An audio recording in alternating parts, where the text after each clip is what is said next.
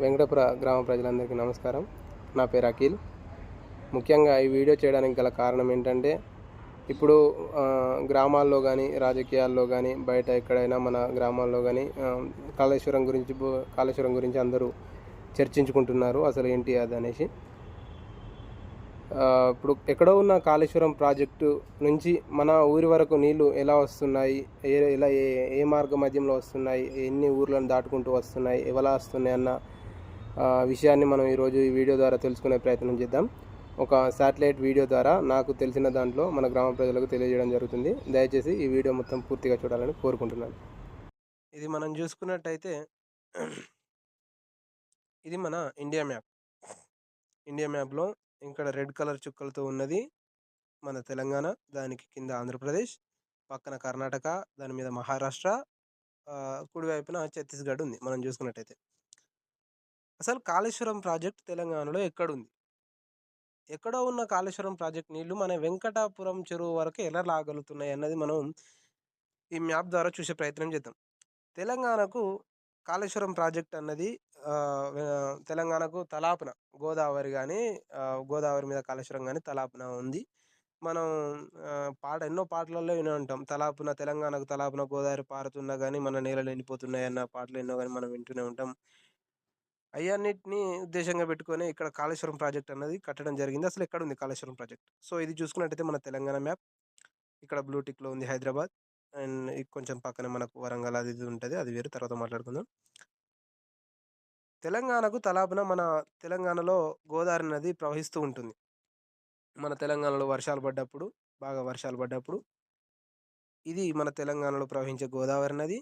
ఇలా ప్రవహించే గోదావరి నది ఇలా కృష్ణ ఆంధ్రప్రదేశ్లో కృష్ణ రిజర్వాయర్ ఏదైతే ఉంటుందో కృష్ణా నది అందులోకి ఇక్కడ నుంచి వెళ్ళడం జరుగుతుంది నీళ్ళు.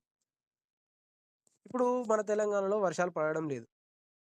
మరి తెలంగాణలో వర్షాలు పడుతున్నాయి కదా, అది ప్రవహించి అందులో గోదావరిలో నీళ్లు ప్రవహించిన నీరుని మన తెలంగాణ మొత్తం వాడుకుంటాం కదా. అసలు తెలంగాణలో వర్షాలే పడడం లేదు. మరి నీరుని వాడుకోవచ్చు, నీటిని మనం యూజ్ చేసుకోవచ్చు, కాళేశ్వరంలో నీళ్ళు ఉన్నాయని ఎలా అంటున్నారు ఈ బీఆర్ఎస్ లీడర్లు అందరూ ఎలా అంటున్నారు అన్నది ఒకసారి మనం తెలుసుకుందాం. అయితే కాళేశ్వరం ప్రాజెక్ట్ అనేది మన తెలంగాణలో ప్రవహించే గోదావరి నది మీదనే కట్టింది కాదు. ఇక్కడ చూసుకున్నట్టయితే మన తెలంగాణకు మీద ఛత్తీస్గఢ్ ఉంటుంది.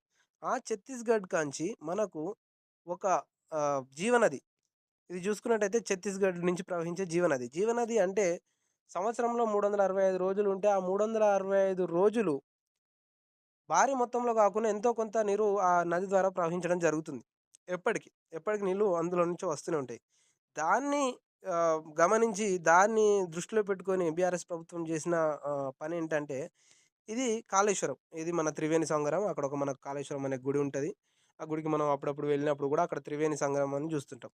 ఇక్కడ త్రివేణి సంగమం కలుస్తుంది. ఇది మన తెలంగాణ నుంచి వచ్చే గోదావరి, ఇది ఛత్తీస్గఢ్ నుంచి వచ్చే గోదావరి. ఇక్కడ కలిసిన నీరు భారీ మొత్తంగా ప్రవహించడం జరుగుతుంది. ఇక్కడ బీఆర్ఎస్ ప్రభుత్వం చేసిన పని ఏంటంటే ఇలా 2 నదులు కలిసి ప్రవహించే నీటిని ఏకం చేస్తూ ఇక్కడ మేడిగడ్డ బ్యారేజ్ అని కట్టడం జరిగింది ఫ్రెండ్స్. ఇక్కడ దగ్గర ఇవన్నీ పిల్లర్స్ ఒక 280 పిల్లర్లు ఇక్కడ ఉండడం జరుగుతుంది. ఈ 300 పిల్లర్ల మధ్యలో గేట్లు ఉండడం జరుగుతుంది. ఆ గేట్లు బంద్ చేసినట్టయితే నీరు ఇలా వెనుకకు, అంటే ఒక ఆనకట్ట కడితే నీరు ఎలాగైతే వెనుకకు ఆగుతుందో ఆ విధంగా నీరు ఆగడం జరుగుతుంది. అలా ఆగి నీరు ఎక్కడి వరకు ఉంటుందంటే అలా ఇక్కడ మనం గేట్లు బంద్ చేసినట్టయితే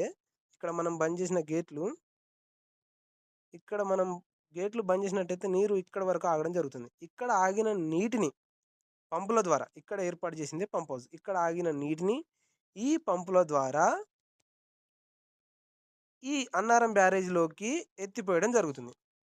ఈ అన్నారం బ్యారేజ్ అంటే ఇది గోదావరి మీద కట్టిన బ్యారేజే. ఇది మన తెలంగాణలో ప్రవహించే నది, దాని మీద కట్టేసిందే ఈ అన్నారం బ్యారేజ్. అయితే ఇప్పుడు మన అన్నారం బ్యారేజ్ కట్టిన గోదావరి నీటిలో ఏదైతే ఉందో మన తెలంగాణలో వర్షాలు పడట్లేవు కాబట్టి ఆ నది కొంచెం ఎంటీగానే ఉంది, చెప్పాలంటే ఎండిపోయింది. సో కాళేశ్వరం నీళ్లను అక్కడికి ఎత్తిపోయచ్చు. ఎలా ఎత్తిపోయచ్చు?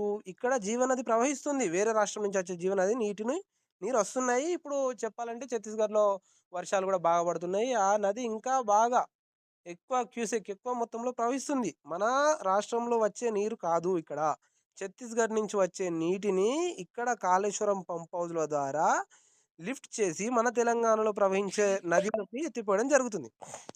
ఇక్కడ కాళేశ్వరంలో నిలువైన నీటిని, ఛత్తీస్‌గఢ్ నుంచి వచ్చే నీటిని కాళేశ్వరం ప్రాజెక్టు ద్వారా, పంప్ హౌజ్‌ల ద్వారా మనం ఇక్కడ మన తెలంగాణలో ప్రవహించే నదిలో ఎత్తిపోయడం జరిగింది. ఇక్కడ పోసిన నీటికి ఇక్కడ ఆనకట్ట కట్టారు పాతదే. ఇక్కడ ఆనకట్ట కట్టి ఆ గేట్లు బంద్ చేసినట్టయితే, ఈ నీళ్లు మళ్ళా మనకెక్కడికి అంటే చాలా దూరంగా ఆహ్, ఇక్కడ ఇక్కడ కృష్ణపూర్ అని ఒక పేరుంది గదా! ఇక్కడి వరకు అక్కడ ఆనకట్ట గేట్లు బంద్ చేసినట్టయితే ఇక్కడి వరకు నీళ్లు నిల్వ ఉండడం జరుగుతుంది. ఎక్కడ ఇప్పుడు మన కాళేశ్వరం నుంచి మన తెలంగాణలో ప్రవహించే నదులకు నీళ్లు ఎత్తిపోసినట్టయితే ఇక్కడి నుంచి ఇక్కడి వరకు నీళ్లు ఆగడం జరుగుతుంది. మళ్ళా ఈ నీళ్లను ఇక్కడ కొన్ని పంపులను ఉపయోగించి, ఇక్కడ ఆగిన నీళ్లను కొన్ని పంపులు ఉపయోగించి, మళ్ళీ దాని మీద తలాపున ఉన్న గోదావరి ఏదైతే ఉందో దాంట్లోకి ఎత్తిపోవడం జరుగుతుంది. అక్కడ ఎత్తిపోసిన నీళ్లు ఇంకా కొంచెం దూరం ఎత్తిపోసిన నీళ్లు అక్కడ గేట్లు బంద్ చేసినట్టయితే ఇంకా కొంచెం దూరం ఆగడం జరుగుతుంది. అంటే దాదాపు ఇక్కడి దాకా ఆగుతాయి. మళ్ళీ ఇక్కడి నుంచి మళ్ళా ఇక్కడొక పంప్ హౌస్ ఏర్పాటు చేసుకొని, మళ్ళీ ఎల్లంపల్లి ప్రాజెక్ట్‌లోకి ఎత్తిపోయడం జరుగుతుంది. మళ్ళీ దాని మీదనే. 3 స్టెప్స్ వైస్‌గా ఇప్పుడు మనకు ప్రవహించే గోదావరి మీద 3 బ్యారేజ్‌లు కట్టిల్లు. ఆ 3 బ్యారేజ్‌లకు 3 పంప్ హౌస్‌లున్నాయి. ఆ 3 పంప్ హౌస్‌ల ద్వారా ఎల్లంపల్లి ప్రాజెక్ట్‌లోకి మనం నీళ్లు ఎత్తిపోయడం జరుగుతుంది. ఎక్కడ అంటే ఈ ప్రాజెక్ట్‌లోకి ఇక్కడ ఉన్న కాళేశ్వరం మేడిగడ్డ బ్యారేజ్‌లోకి పంపుల ద్వారా, పంప్ హౌస్‌ల ద్వారా ఈ ఎల్లంపల్లి ప్రాజెక్ట్‌లోకి ఎత్తిపోయడం జరుగుతుంది. ఈ ఎల్లంపల్లి ప్రాజెక్ట్‌లోకి ఎత్తిపోసిన నీళ్ళు ఇక్కడ గేట్లు బంద్ చేసినట్టయితే నీళ్లు వెనుకకు తన్ని ఆగడం జరుగుతుంది. అక్కడ ఆగిన నీళ్లను ఇప్పుడు ఇవన్నీ వాటర్ ఉన్నాయి కాబట్టి ఇక్కడ ఆగిన నీళ్లను ఈ చుక్క ఈ రెడ్ లైన్ ఏదైతే ఉందో రెడ్ చుక్క ఇక్కడ ఏర్పాటు చేసిన కెనాల్ ద్వారా ఈ చుక్కల మీ ద్వారా మధ్య మధ్యలో కొన్ని రిజర్వాయర్‌లు, పంపులు కొన్ని కొన్ని చెరువులు నింపుకుంటూ ఈ చుట్టుపక్కల ఉన్న గ్రామాలకు నీళ్లిచ్చుకుంటూ ఈ ఎక్కడ ఈ చెరువు ఏది మేడారం చెరువు అంటారా దీన్ని? నంది పంప్ హౌస్ మేడారం పెద్ద చెరువు. ఈ చెరువు మీదుగా ఈ రెడ్ లైన్ వరకు ఇక్కడ ఏర్పాటు చేసింది. ఈ రెడ్ చుక్క నుంచి ఈ రెడ్ చుక్క మధ్యలో ఏర్పాటు చేసిందే టనెల్స్ అంటే అండర్ గ్రౌండ్ టనెల్స్. టనెల్స్ ద్వారా టనెల్స్ ద్వారా ఇక్కడ వరకు రావడం జరుగుతుంది. ఇక్కడ నుంచి మనకు పైన గ్రావిటీ కెనాల్ ద్వారా భూమి మీద ఉండే కెనాల్ ద్వారా మనకు ఇక్కడ వేములవాడ దగ్గర ఉన్న ఒక రిజర్వాయర్. వేములవాడ దగ్గర, నాంపల్లి దగ్గర ఒక రిజర్వాయర్ ఉంటుంది. ఆ రిజర్వాయర్‌లోకి నీళ్లు తేవడం జరుగుతుంది. పంపుల ద్వారా, మోటార్ల ద్వారా ఎక్కడ ఉన్న కాళేశ్వరం నీళ్లు మన వేములవాడ పెద్ద చెరువు దాకా నీళ్లు తేవడం జరుగుతుంది. ఈ చెరువులో నిండిన నీళ్లను చెరువు నిండినంక, ఈ చెరువు చుట్టుపక్కల ఉన్న గ్రామాలకు నీళ్లిచ్చినంక, అక్కడి నుంచి కొంతమందికి ఇంకా ఆ నీళ్లు యూజ్ అయినంక, ఇక్కడ ఆ చెరువు నిండినంక ఇక్కడ గేట్లు ఓపెన్ చేసినట్టయితే ఆ నీరు మనకు కరీంనగర్‌కు రావడం జరుగుతుంది. కరీంనగర్ రిజర్వాయర్ మనందరికీ తెలిసిందే. వేములవాడకు వెళ్ళే మార్గ మధ్యంలో ఆ రిజర్వాయర్ ఉంటుంది. మనం చూస్తూనే ఉంటాం. అక్కడి వరకొస్తది. ఇక్కడి నుంచి ఇక్కడికి రావడం జరుగుతుంది. ఈ కరీంనగర్‌కు వచ్చిన కరీంనగర్ డ్యామ్‌లోకి వచ్చిన నీళ్లు ఏదైతే ఉందో కరీంనగర్ డ్యామ్ నిండిపోయాక ఇక్కడ, ఇక్కడ ఒక తూము లాంటిదుంటది. ప్రాజెక్ట్ గేట్లుంటాయి. ఈ గేట్లు ఎత్తినట్టయితే ఈ చెరువు నిండినంక గేట్లు ఎత్తినట్టయితే ఈ కాలువలోకి నీళ్ళు రావడం జరుగుతుంది. ఈ కాలువ కొన్ని కొన్ని ఊర్ల మీది నుంచి మన ఈ కాలువ కొన్ని కొన్ని ఊర్ల నుంచి ఎక్కడికి వస్తుందంటే ఇది మనం వరంగల్‌కు వెళ్ళే మార్గ మధ్యంలో మనకు తీగరాజపల్లి అనే ఊరొస్తది. ఆ ఊరు మనం వెళ్ళే రోడ్డు కింద నుంచి కాలువ ప్రవహిస్తది తీగరాజపల్లి దగ్గర. మనం వెళ్ళే దారిలో తీగరాజపల్లి దగ్గర మనకు కాలువ అవుపిస్తది. మీకు చూపిస్తాను. ఒక్క నిమిషం ఉండండి. ఇలా గ్రావిటీ ద్వారా మనకు తీగరాజపల్లి దగ్గరికి నీళ్లు రావడం జరుగుతది. తీగరాజపల్లి దాకా నీళ్ళు రావడం జరుగుతది. ఇలా గ్రావిటీ ద్వారా ఇప్పుడు ఈ కాలువ వస్తుందంటే ఓన్లీ తీగరాజపల్లికి నీళ్ళు తీసుకురావడమే గాదు. ఈ కాలువ ఉన్న చుట్టుపక్కల గ్రామాలు, చెరువులు, ఇంకా కొన్ని రిజర్వాయర్‌లు తోటి అవన్నీ గూడా నింపుకుంటూ అక్కడ భూములను తడుపుకుంటూ ఈ కెనాలు తీగరాజపల్లి రావడం జరుగుతుంది. ఇక్కడ చూసుకున్నట్టయితే ఇది తీగరాజపల్లి. ఇది మనం వరంగల్ వెళ్ళే రూటు. దాని కింద నుంచి నీళ్లు. ఈ రోడ్డుకు కొంచెం ముందుకొచ్చినట్టయితే ఇక్కడొక గేట్ ఏర్పాటు చేయడం జరిగింది తీగరాజపల్లి దగ్గర. మనందరికి చాలా మందికి తెలిసే ఉంటది. ఇక్కడ గేట్ బంద్ చేసినట్టయితే ఈ నీళ్లు ఇటు దిగడం జరుగుతది. ఈ దిగిన నీళ్లు ఎక్కడి వరకు మళ్ళీ మనకు రెడ్లాడ వరకు వస్తాయండి. ఇక్కడ దిగిన నీళ్లు మనకు రెడ్లవాడ వరకు రావడం జరుగుతుంది. రెడ్లాడకొచ్చే మార్గ మధ్యంలో ఇక్కడ ఉన్న చెరువులు, కుంటలు, కొన్ని కొన్ని చెలకలు ఇవన్నీ గూడా మనం తడుపుకుంటూ వాటికి నీళ్ళిచ్చుకుంటూ మనకు రెడ్లాడ వరకు రావడం జరుగుతుంది. ఇప్పుడు రెడ్లాడ చూసుకున్నట్టయితే మనకు ఇక్కడుంది రెడ్లాడ ఇది.